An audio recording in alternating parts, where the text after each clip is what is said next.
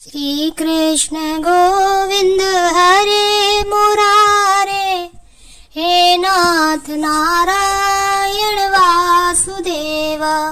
नमस्कार दोस्तों, आप सभी का स्वागत है आपके चैनल डिवाइन भक्ति में।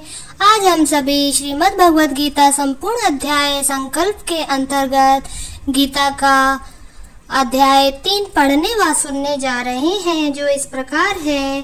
अर्जुन बोले, हे जनार्दन, यदि आपको कर्म की अपेक्षा ज्ञान श्रेष्ठ मान्य है तो फिर हे केशव, मुझे भयंकर कर्म में क्यों लगाते हैं? आप मिले हुए से वचनों से मेरी बुद्धि को मानो मोहित कर रहे हैं, इसलिए उस एक बात को निश्चित करके कहिए जिससे मैं कल्याण को प्राप्त हो जाऊं। श्री भगवान बोले, हे निष्पाप, इस लोक में 2 प्रकार की निष्ठा मेरे द्वारा पहले कही गई है। उनमें से सांख्य योगियों की निष्ठा तो ज्ञान योग से और योगियों की निष्ठा कर्म योग से होती है। मनुष्य ना तो कर्मों का आरंभ किए बिना निष्कर्मता को यानी योग निष्ठा को प्राप्त होता है, और ना कर्मों के केवल त्याग मात्र से सिद्धि यानी सांख्य निष्ठा को ही प्राप्त होता है। निसंदेह कोई भी मनुष्य किसी भी काल में क्षण मात्र भी बिना कर्म किए नहीं रहता, क्योंकि सारा मनुष्य समुदाय प्रकृति जनित गुणों द्वारा परवश हुआ कर्म करने के लिए बाध्य किया जाता है। जो मूढ़ बुद्धि मनुष्य समस्त इंद्रियों को हठपूर्वक ऊपर से रोककर मन से उन इंद्रियों के विषयों का चिंतन करता है, वह मिथ्याचारी अर्थात दंभी कहा जाता है। किंतु हे अर्जुन, जो पुरुष मन से इंद्रियों को वश में करके अनासक्त हुआ समस्त इंद्रियों द्वारा कर्म योग का आचरण करता है, वही श्रेष्ठ है। तू शास्त्र वेद कर्तव्य कर्म कर, क्योंकि कर्म न करने की अपेक्षा कर्म करना श्रेष्ठ है, तथा कर्म न करने से तेरा शरीर निर्वाह भी सिद्ध होगा। यज्ञ के निमित्त किए जाने वाले कर्मों से अतिरिक्त दूसरे कर्मों में लगा हुआ ही ये मनुष्य समुदाय कर्मों से बंधता है। इसलिए हे अर्जुन, तू आसक्ति से रहित होकर उस यज्ञ के निमित्त हो भली भांति कर्तव्य कर्म कर। प्रजापति ब्रह्मा ने कल्प के आदि में यज्ञ सहित प्रजाओं को रचकर उनसे कहा कि तुम लोग यज्ञ के द्वारा वृद्धि को प्राप्त हो, और यह यज्ञ तुम लोगों को इच्छित भोग प्रदान करने वाला हो। तुम लोग इस यज्ञ के द्वारा देवताओं को उन्नत करो, और वे देवता तुम लोगों को उन्नत करें। इस प्रकार निस्वार्थ भाव से एक दूसरे को उन्नत करते हुए तुम लोग परम कल्याण को प्राप्त हो जाओगे। यज्ञ के द्वारा बढ़ाए हुए देवता तुम लोगों को बिना मांगे ही इच्छित भोग निश्चय ही देते रहेंगे। इस प्रकार उन देवताओं के द्वारा दिए हुए भोगों को जो पुरुष उनको बिना दिए स्वयं भोगता है, वह चोर ही है। यज्ञ से बचे हुए अन्न को खाने वाले श्रेष्ठ पुरुष सब पापों से मुक्त हो जाते हैं, और जो पापी लोग अपना शरीर पोषण करने के लिए ही अन्न पकाते हैं, वे तो पाप को ही खाते हैं। संपूर्ण प्राणी अन्न से उत्पन्न होते हैं। अन्न की उत्पत्ति वृष्टि से होती है, वृष्टि यज्ञ से होती है, और यज्ञ वेद कर्मों से उत्पन्न होने वाला है। कर्म समुदाय को तू वेद से उत्पन्न और वेद को अविनाशी परमात्मा से उत्पन्न हुआ जान।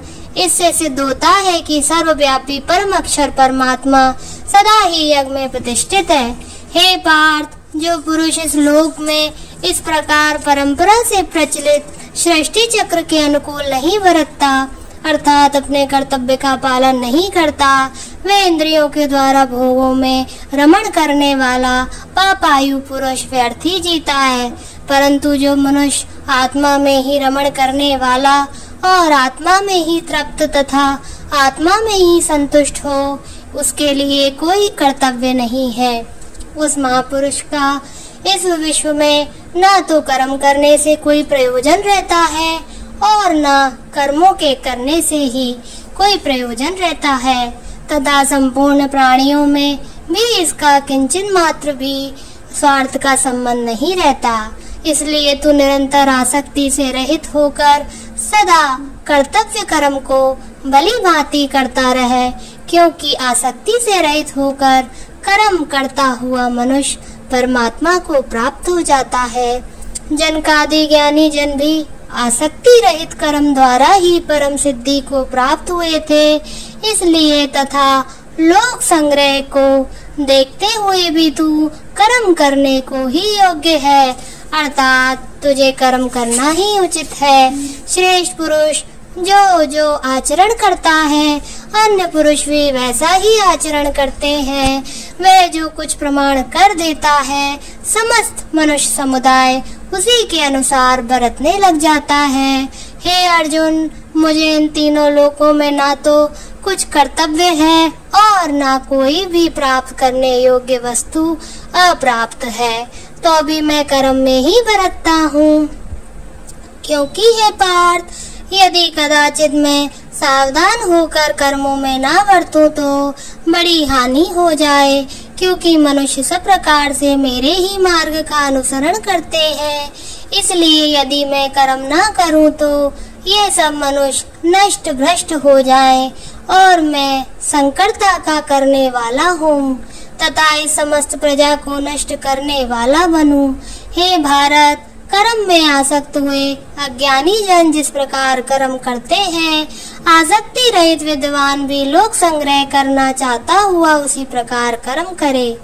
परमात्मा के स्वरूप में अटल स्थित हुए ज्ञानी पुरुष को चाहिए कि वह शास्त्र वेद कर्मों में आसक्ति वाले अज्ञानियों की बुद्धि में भ्रम अर्थात कर्मों में अश्रद्धा उत्पन्न न करें, किंतु स्वयं शास्त्र वेद समस्त कर्म भली भांति करता हुआ उनसे भी वैसे ही करवावे।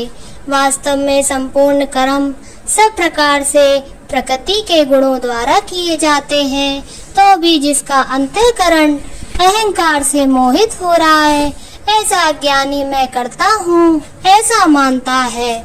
परंतु महाबाहो, गुण विभाग और कर्म विभाग के तत्व को जानने वाला ज्ञान योगी संपूर्ण गुणों में बरत रहे हैं, ऐसा समझकर उनमें आसक्त नहीं होता। प्रकृति के गुणों से अत्यंत मोहित हुए मनुष्य गुणों में और कर्मों में आसक्त रहते हैं। उन पूर्णता न समझने वाले मन बुद्धि अज्ञानियों को पूर्णता जानने वाला ज्ञानी विचलित ना करे। मुझ अंतर्यामी परमात्मा में लगे हुए चित्त द्वारा संपूर्ण कर्मों को मुझ में अर्पण करके आशा रहित, ममता रहित और संताप रहित होकर युद्ध कर जो कोई मनुष्य दोष दृष्टि से रहित और श्रद्धा युक्त होकर मेरा इस मत का सदा अनुसरण करते हैं, वे भी संपूर्ण कर्मों से छूट जाते हैं। परंतु जो मनुष्य मुझ में दोषारोपण करते हुए मेरे इस मत के अनुसार नहीं चलते हैं, उन मूर्खों को तू संपूर्ण ज्ञानों में मोहित और नष्ट हुए ही समझ। सभी प्राणी प्रकृति को प्राप्त होते हैं, अर्थात अपने स्वभाव के परवश हुए कर्म करते हैं। ज्ञानवान भी अपनी प्रकृति के अनुसार चेष्टा करता है, फिर इसमें किसी का हट क्या करेगा। इंद्रिय के अर्थ में अर्थात प्रत्येक इंद्रिय के विषय में राग और द्वेष छिपे हुए स्थित है। मनुष्य को उन दोनों के वश में नहीं होना चाहिए, क्योंकि वह दोनों ही इसके कल्याण मार्ग में विघ्न करने वाले महान शत्रु हैं। अच्छी प्रकार आचरण में लाए हुए दूसरे के धर्म से गुण रहित भी अपना धर्म अति उत्तम है। अपने धर्म में तो मरना भी कल्याणकारक है और दूसरे का धर्म भय देने वाला है। अर्जुन बोले, हे कृष्ण, तो फिर ये मनुष्य स्वयं ना चाहता हुआ भी बलात् लगाए हुए की भांति किससे प्रेरित होकर पाप का आचरण करता है। श्री भगवान बोले, रजोगुण से उत्पन्न ये काम ही क्रोध है। ये बहुत खाने वाला अर्थात भोगों से भी ना आगाने वाला और बड़ा पापी है। इसको ही तू इस विषय में बैरी जान। जिस प्रकार धुएं से अग्नि और मैल से दर्पण ढका जाता है तथा जिस प्रकार जेड़ से गर्भ ढका रहता है, वैसे ही उस काम के द्वारा ये ज्ञान ढका रहता है। और हे अर्जुन, इस अग्नि के समान कभी ना कभी पूर्ण होने वाले काम रूप ज्ञानियों के नित्य वैरी के द्वारा मनुष्य का ज्ञान ढका हुआ है। इंद्रियां, मन और बुद्धि ये सब इसके वास स्थान कहे जाते हैं। ये काम इन मन, बुद्धि और इंद्रियों के द्वारा ही ज्ञान को आच्छादित करके जीवात्मा को मोहित करता है। इसलिए हे अर्जुन, तू पहले इंद्रियों को वश में करके इस ज्ञान और विज्ञान का नाश करने वाले महान पापी काम को अवश्य ही बलपूर्वक मार डाल। इंद्रियों को स्थूल शरीर से पर यानी श्रेष्ठ, बलवान और सूक्ष्म कहते हैं। इन इंद्रियों से परे मन है, मन से भी परे बुद्धि है, और जो बुद्धि से भी अत्यंत पर है वह है आत्मा। इस प्रकार बुद्धि से पर अर्थात सूक्ष्म, बलवान और अत्यंत श्रेष्ठ आत्मा को जानकर और बुद्धि के द्वारा मन को वश में करके हे महाबाहो, तू इस काम रूप दुर्जय शत्रु को मार डाल। ओम तत्सति। श्रीमद् भगवद गीता सुपनिषत्सु ब्रह्म विद्यायाम योग शास्त्रे श्री कृष्ण अर्जुन संवादे कर्म योग नाम तृतीय अध्याय। श्री कृष्ण गोविंद हरे मुरारे, हे नाथ नारायण वासुदेव। जय श्री कृष्ण दोस्तों, धन्यवाद।